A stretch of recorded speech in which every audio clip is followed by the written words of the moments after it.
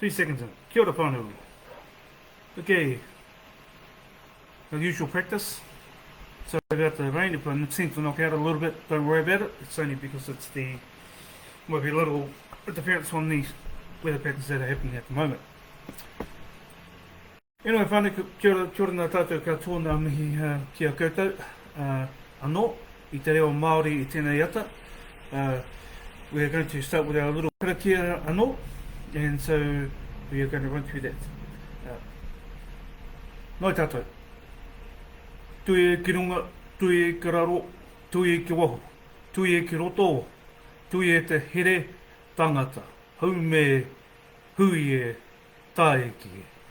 Unite from above, unite from below, unite from inside, and unite from outside, all the people united together.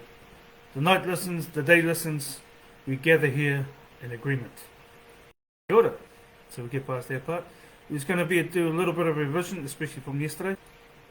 We'll try and take it ata haere today, which means slow. And we're going to also talk about a few things which I know that are very important, especially within marae protocol and whānau docs, rankings and any coalition along that area. We'll also be doing a little bit of mahi today, where I will read out some kupu, and along with their kupu there would be a sentence which follows it. So it's little sentences that you can practice at home just to help you get started. And it's most of the kupu that you have already learnt so far, and just how to put it into a sentence. And try practicing these little sentences at home. It's good for you if you can do it. Even if you speak to your tamariki about it. So our first a lot of mahi today, which is ra. I'll see if somebody can tell me what today is. I won't say it. It's our day for Thursday. Apart from that, we have some kupu that are sitting here, which is like that you can have a go at practicing.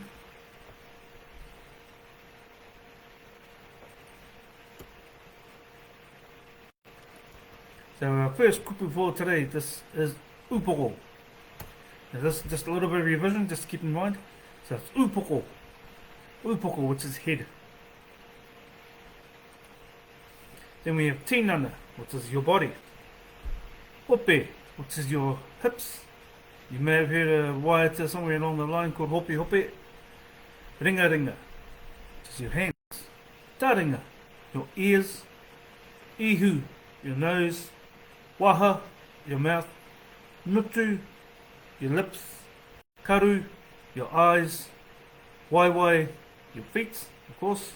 And also you have your turi, which are your knees, and poko hiwi, which is your shoulders. Now I have used this word before inside my speech when I first did the first mihi on the hina on Monday. So here are just a couple of sentences for you to have a go at. So, kei hea tō ihu. Where is your nose?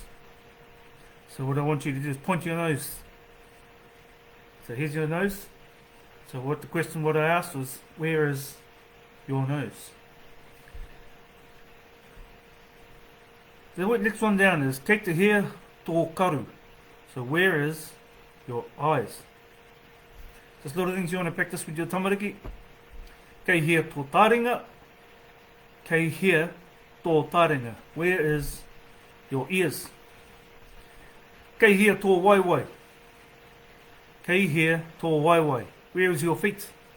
There they are. They're up there, look. Kei hea tō hope. Where is your hips? So kei hea tō hope. There's your hope. So have a go at practicing those with your tamariki. So sit there with them and point out little bits and places to where their body parts are. Our next lot of kupu.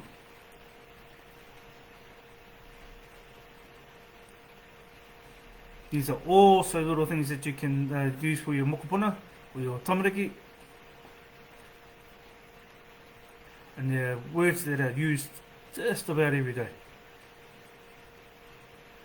And then we put into sentences, so just keep an eye on that. So te reo mai, look this way. Huri mai, turn this way. Korero, speak or language. Whakarongo mai, listen.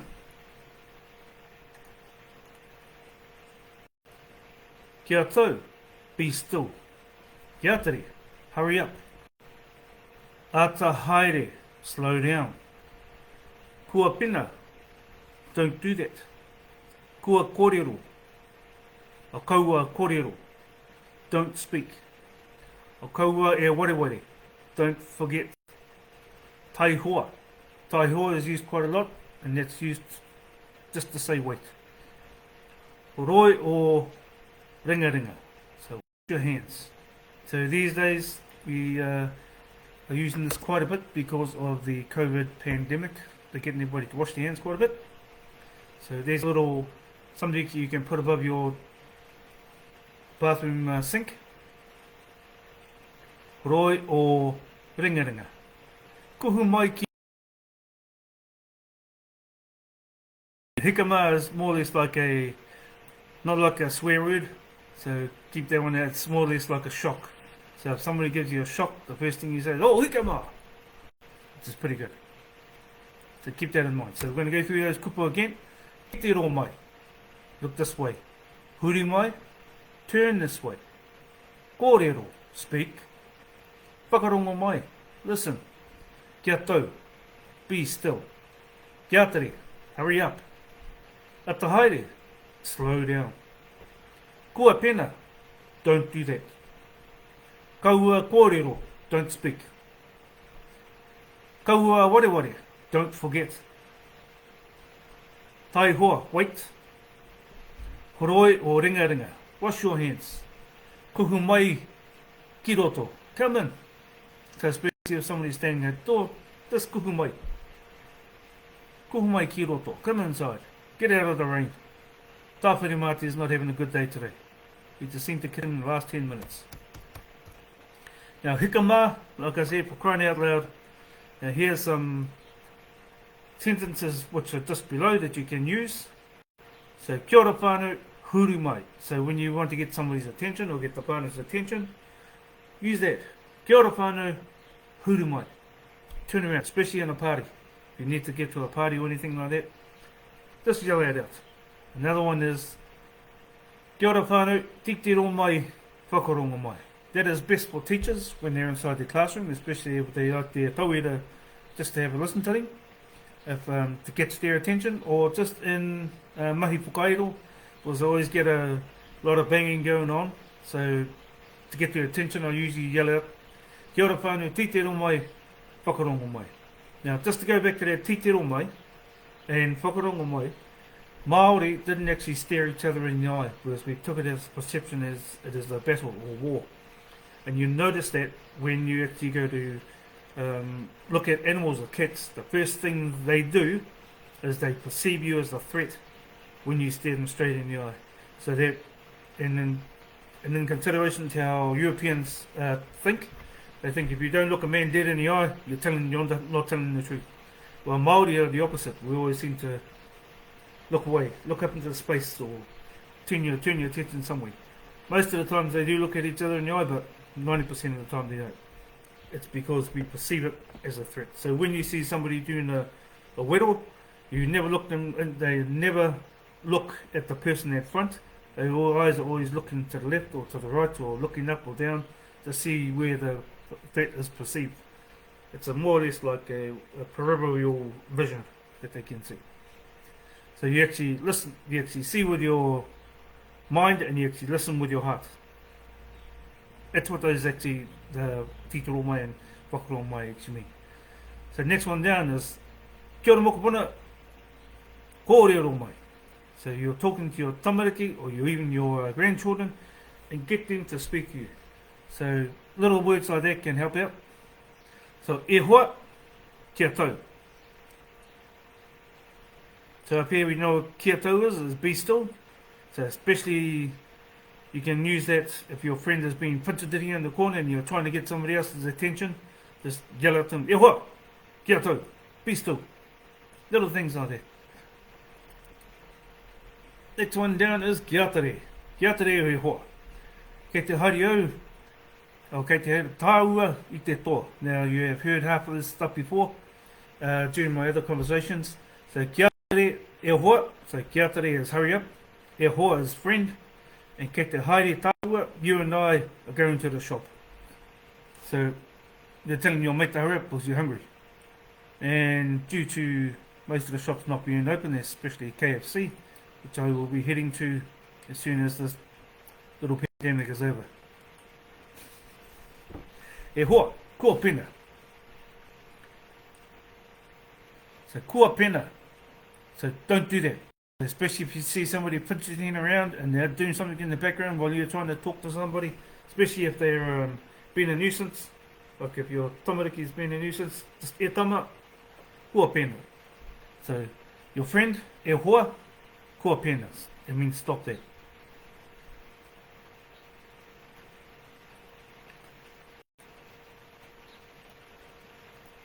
So these are all little kupu that you can use in your daily life. Okay, next one down. Oh, did I see that? No, I didn't. Sorry. I missed that one. No, shouldn't be apologising because we don't apologise. Just a little bit late on pushing the button. Now here's some more kupu to remember. This day is all going to be about words and little sentences. So what you have there is you have seen ones that you're looking at is toa, which is shop, kainga, which is home. Now home doesn't exactly have to be the house that you're living in. Home can be like a place where you were born, but it can also be used as places where you're living also. So kainga can represent many things, like many places where you have lived. But where you were born, as we used the last one, is in your pepeha, your ukaipo is where you were born. And anywhere can be your home. Big Aotearoa can be your home. You may have been brought up in England, you may have been brought up over in China, you may have been brought up in Australia, but you know that your kainga or your home is here in Aotearoa. So that makes you Neon tangata whenua. Doesn't make you Māori, just makes you tangata whenua. You're of this land. But as far as I'm concerned, if you're here and you're learning Māori, to me you are Māori. And we'll discuss that later. So at the moment, we'll have a korero about that at the end of the program. And how things have been received, especially where there was a bit of a korero that's going on around at the moment, and we will talk about that later. So toa, which is shop. Now toa can also represent another word which you may have heard, which is Ngāti toa. That means the strong people. Now there are the whānau that are down in Waikanae and Wellington area, and a fellow named Te Reo started that tribe up, Ngāti toa. So it hasn't been around that long, maybe a couple hundred years. Kaianga, as we said earlier, whare, which is house. Now nui, now you may hear whare nui when you're on the marae, that just means the big house. Now roa, which is long. Now we use that for whale, toho roa. So the whale, toho roa. So roa is long, is big, and iti. So nui is big, roa is long. Iti is small, so it's small. Poto is used for a short person. So if somebody is shorter than you, then you can call them poto. Just have a little bit of fun with them, even though you might get a quick slap across the ears, but hey, that's if they can reach you.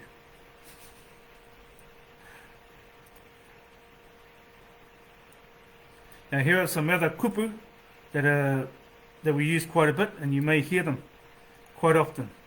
And it is when using these kupu, it explains our sort of way of how we see the school system.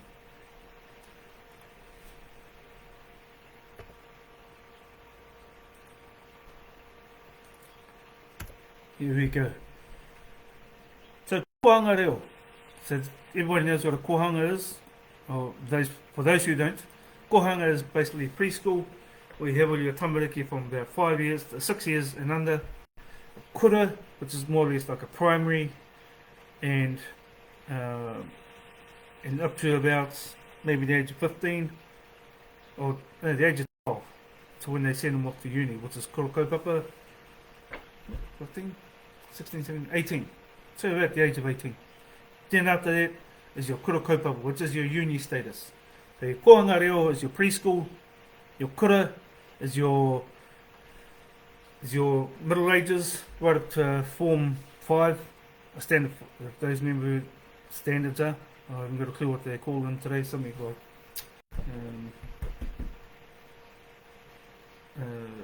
year 8 or something like that, or year 10. And your kura kaupapa, which is your uni status, and your more or less the schools where they go to learn full on Te Reo Māori.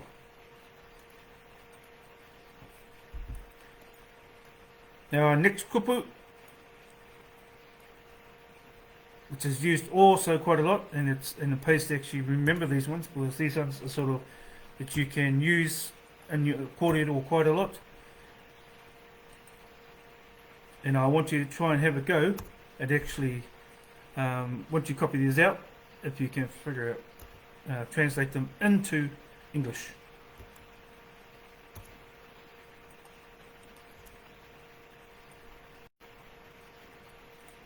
Yeah, the English version is above it, and then the Māori version will be down below, inside little sentences. Have a go, just practice it. Here we go.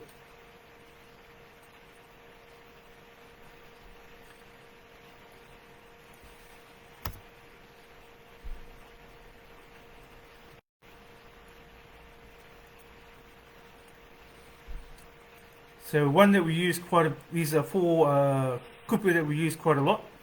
So one is tautoko. Tautoko is to support. You hear usually when you're tautokoing somebody, it's usually after they finish a speech, you say, yeah, I'll tautoko your brother. That means you hear it a lot when you go to do meetings, and somebody always asks for a person to second it or somebody to support it, and you say, yes, I support it. So yes, I tautoko that all the words that have been said at this hui are true. Well, hopefully they are when they read out the minutes. Awhi is to comfort somebody. So if you see somebody with a sore hand or somebody who's crying, you can go up and comfort them, awhi them. Next one down is kaupapa. Kaupapa is used quite a lot, and especially when in your speech, your korero, your kaupapa is, your kaupapa today is i te reo Māori. So ko te kaupapa i tēnei rā, i te reo Māori. So those little words that you can use as you go along. Now take. Now here's a take. Just means like what's the matter? So what is your problem? What is your matters arising? Best way to put it is like if somebody looks at you and they give you the eye and then they spin around and say, what's your problem? You say, well, my matter is. So my matter is wrong, or you may have done something that you did not know you were doing. So they will put that take out there. Another take is like if you see something going on down the street, and then you go up to the person and you say, hey, what are you doing? Say, hea tō take, what are you doing? It's another way to use it. It can be used both in a good way and a bad way, but it just depends on the situation. So if you take some words and you put them together like kore take, kore which you know is nothing, and take put together. Now kore we know is nothing, and take, so it's not take. equals matter.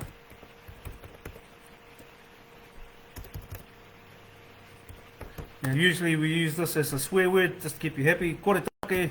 Now, those who know what it is, that means put together equals useless.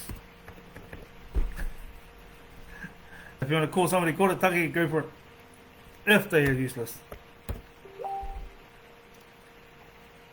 Oh, yeah, you put useless in there. So that is sort of one swear word. It's not really a swear word, but I'm going to give you another one, which is po, which equals the night, and rangi equals sky. You put them both together, you get porangi, and you may have heard these quite a bit. Equals crazy, or not there, not all there.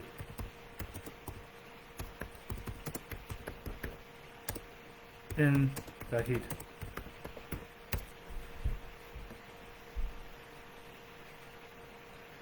So these are little kupu that you can use around your kids if you think they're not that great.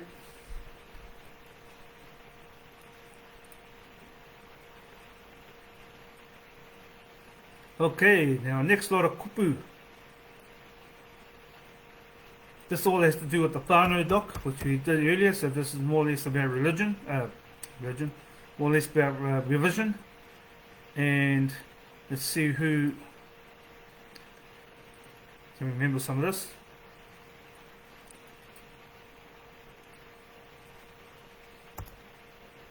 Here we go. Now at the top of the list, we have kuia. So kuia, grandmother. Koro, which is your grandfather. Then you have fire, which is mum, or your mother.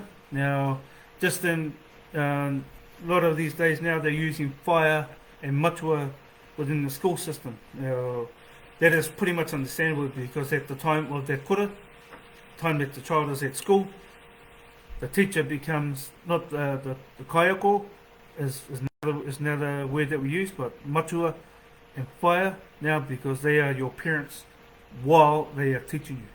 It doesn't matter if you are older than the tutor or the teacher, you still call them matua or fire.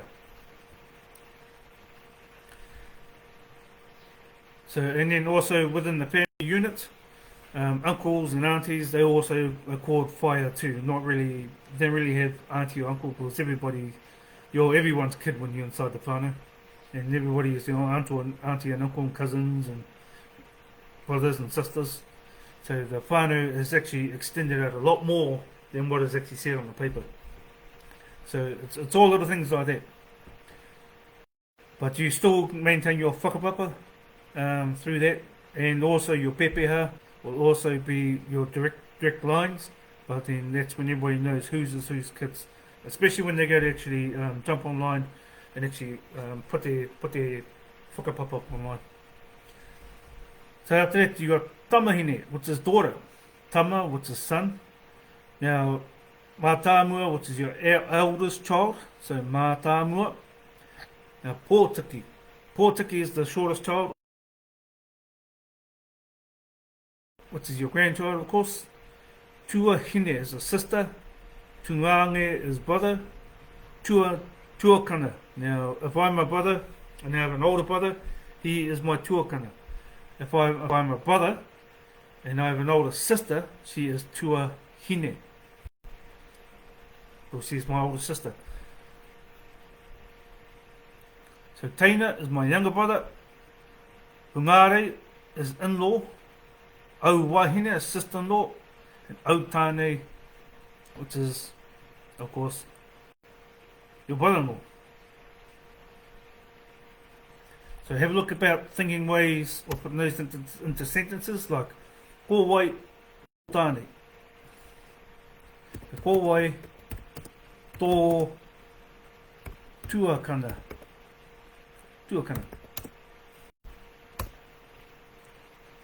what is the name of your older brother? Or what is the name of your brother? So these are all little things that you can put together for yourself. Ko wai tō matua. Is your dad's name. Ko wai tō whaia. Who is your mum? Another one. Ko wai tō o tāne.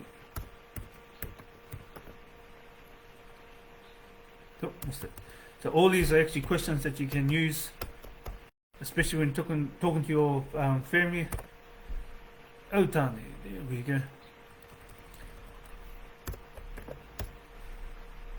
These are also to help you with your little bits of whakapapa and things like that.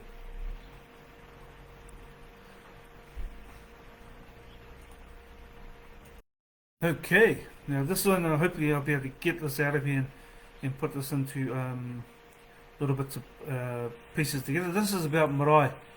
A lot of people, when they actually go to marae gatherings and actually a tangi or anything like that, hopefully you'll understand this. There's about so many points that we use before we actually enter the wharenui, actually enter the marae protocol, marae grounds. Now this is little couple of steps what I put down, and then hopefully write these down in your little book somewhere where you can see it. These are all little steps that we take before we actually hit the marae, before we actually get inside. Now we're going to go to number one. Just going to pull it up. Marae dock. So marae dock, we have a marae protocol, which is the gathering point. Now outside you will see whānau come to a gathering point, and what you do is you look for somebody who's actually going to be a leader, who's actually going to lead the whānau on. So depending on the situation, if you feel you're not confident to talk, then the best is to walk in with a group. If you can make sure that you have a snack or lunch before you enter, because or even just take a toilet break before you enter, because you do not know how long speeches could last. They could last a while. Have a water near you just in case it gets hot. Gathering point in the car park, in the front of the gates. Now koha. Now many years ago, before money was actually an issue, we used to give it like a koha. Now the koha could have been a bag of spuds, could also be kumara, could even be some kai that you bring along and actually donate to the whānau that are there holding the event, even though you're going to eat it later anyway. But it just helps the whānau out, just in case they do not have enough kai to cover the festival. So everybody donates just that or helps out just that little bit, it counts. Now today it might pay to see if you can go find an envelope and to put the koha in, and nominate somebody to actually put it down on the ground for you. Now, if you can these days, at least stop into a ATM machine and just pull out a $20 note, and just, put it in the koha envelope, and that just gets you through that part. Now, a nominated leader. So every marae has tikana and kaua. Sometimes it plays to hold on if you can, or go around and find out. Go around the back way. Just shoot around the back, and you always find somebody in the kitchen cooking some kai, and just have a quick talk to them about what's actually going on and what the protocol is, or the kaua.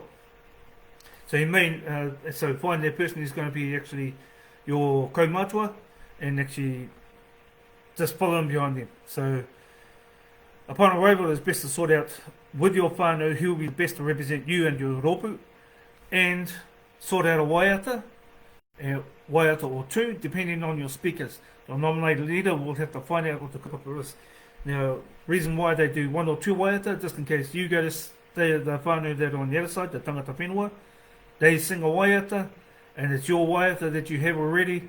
They don't like it really if you sing it twice, so always have something as a backup. Always think of two waiatas that you can find. even if it's, and please stay away from You Are My Sunshine. I think that's been killed to death. And Te Aroa is okay, but it's a bit short. But unless you're good at singing high notes, good on you. But if you're unable to sing the word song properly, don't try it. Just try Nehe Manu Rere, or even Tūtera Mai Niwi is even better. Now the karanga what you hear, now wahine is always one who always do the karanga. There's only on special occasions where there will be kai karanga, which is the man who will actually get up and do a karanga, but he only replies to the whānau if we do not have one on the manuhiri side. So if the manuhiri don't have a kai karanga, usually a male can do it. Even though it doesn't sound as good as the wahine, but at least he'll know it. So when you walk in, so this is very important when you, as you cannot enter the marae without her permission. Tangata whenua or kai karanga, she has all the power to make you stay outside until her whānau is ready. So until she starts doing her call out, nobody is allowed to move onto the marae until she actually calls out. So when you're called forth, approach slowly, take a few steps forward, and then come to a halt. Take a moment to poise and move into the manuhiri shelter where there is one available. Only a few directions to head inside. The only time they really make you go inside straight away is might be because of the weather. It might either be too hot or raining. But usually is number 6, men out front and wahine at the back and children in behind. And usually have a few tāne standing right at the back. Usually why that is why they walk in that V section. V starts is that you'll have the men lined up here, wahine in the middle, and you have your kaumātua at the front, along with your kai karanga and some warriors hanging in case it's a defensive purpose. So in case they get attacked, the warrior comes out. It's sometimes going to be used to hide the warrior, but sometimes it's usually to stop the other warriors from attacking your wahine. The wahine and tamariki always basically looked after all the way through it. So then at the beginning, like what I did a mihi, and then during that mihi, I let the whānau know who I am and who we are and what's going on. So the first, and then after that, just keep in mind that we will also have that kai karanga, also and a waiata. Now, tangata whenua will always start the proceedings with their greetings to everyone. The procedure could take some time, so please just bear with the protocol that one must follow. Well, when this kai kōrero has finished, the waiata is sung. 90% of the time, it is the wahine who starts the waiata. So that means if you find your nominated wahine to start your waiata, make sure that everybody else knows it. It is very important to the part of the ceremony as you find out where the whānau come in peace, or to find out who they are and who they represent. Now usually after all the speeches that are finished, they usually come up to you and have a hongi, which is the pressing of the noses, and we'll get into that later. And haruru, which is the shaking of the hands. Haruru just means to shake. A signal is given at the end of the speeches to the manuhiri to make headway to the tangata whenua, and as they proceed, to hongi or haruru. There's only 2 places that I know of where they actually hongi and haruru first before they actually do their speeches, and one is out here in Waitakere City, which is just up here in Auckland, Evan Henderson ways. That's what is weird anyway, but hey, out west, it's the way it goes. After all the speeches and everything like that, you go into what they call a hākari. Hākari is where you go in and have a kai, you sit down, and usually we send all the kids in the wahine first, and the kaumātuas and the kuyas, so the young fellas can wait outside, and the younger boys and girls can actually just stand outside and wait. It's just a normal thing we do. Usually you'll get some whānau who'll just barge on in because they're hungry, but 90% of the time you get the tamariki in, the wahine, kaumātuas, and then the younger generation. After that, that's more or less like a cleansing, like getting, when they go to church, they get the water and they bless the Lord. Well, kai does the same thing. or the hakari. So then you go up there, you may see somebody you know that's in the crowd during while you're sitting down having a korero or having a kai. But it always pays to actually just go up and say hello to any of the whānau that are there that you may or may not know. So if somebody sits next to you, don't just ignore them. Have a korero with them. Talk to them. Tell them what you're about. So it's mix and mingle, and so this time you just never know. I found half my cousins and inside places I've never thought I'd find them. And then I find out I've been working with for a couple hundred years. So about 5 years I've been working with one of my cousins. And then I asked him what he was doing, and he goes, "Oh, come to see my uncle passed away." And I said, "What's your uncle's name?" And he told me, and I said, "Are you kidding? He's my uncle too." And you mean we were working together all this time? We didn't know we knew each other, that we were cousins.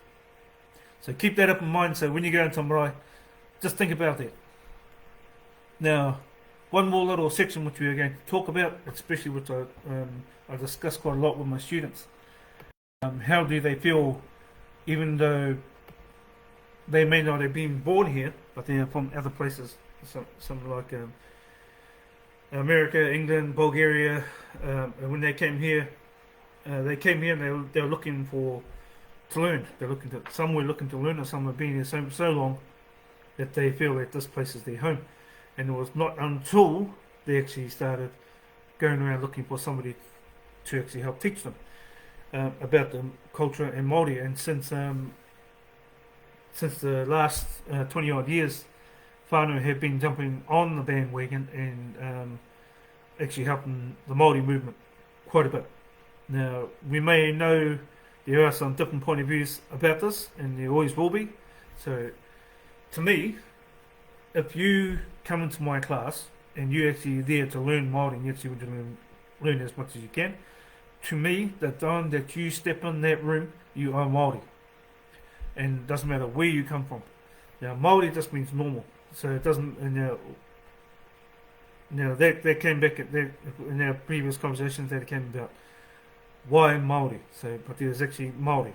Now, Māori that we use today was given to us the term from the French, not the English. Now, the French were the first ones that were running through here, and when they actually came up, and then because they went back that we were told we were the Māori people. So it's the French who actually gave us a language, and there was and that happened all the way through to Polynesia, how they made their way all the way down to here.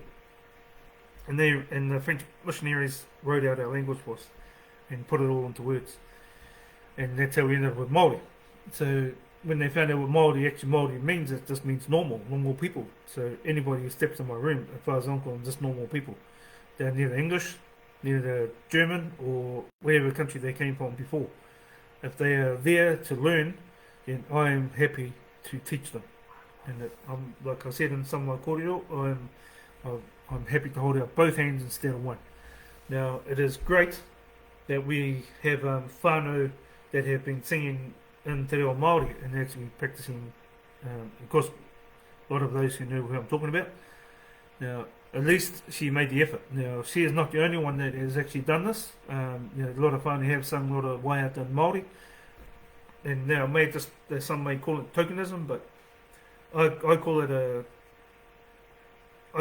a thing where at least she is doing something rather than nothing. And to me, that means if she may only have done this thing just for the record, but there's nothing to stop her from carrying on learning, or somebody could help her carry on more. Now, even though she was born down in Devonport, we do not know her actual background. She may have learned some tikanga Māori at Takapuna Grammar. We only know her from when she left Takapuna Grammar. She may have went to learn some more Māori down there. So, and it still can happen that even though you are learning now, there's nothing to stop you learning more. There's more to Māori world than there is just Te Reo. Te Reo is just only the tip of the iceberg. The rest of it, you have to look for, and it's going to take time for you to look for it. Sometimes you may find it with me, and sometimes you may find it with another tutor. But in consideration to that, like I said, if you're willing to come in and learn, I'm willing to teach. Of course, if you jump on the classes, that's a different story. So, kia ora whanau, I'll have to leave you here with that, and went for 40 minutes, and that went fast. So we're going to finish off with our little karakia anō, and then we'll carry on from there. So, noi tātou. Now we'll find it. And I should already know it. So it's... Oh, there you go. So, tuie ki runga, tuie ki raro, tuie ki waho, tuie ki roto, tuie te here tangata, haume, hui e, daiki. Unite from above, unite from below, unite from inside, unite from outside, all people united. The night listens, the day listens, we gather together in agreement. Kia ora. Okay, whānau, ka kite a pōpō. See you tomorrow.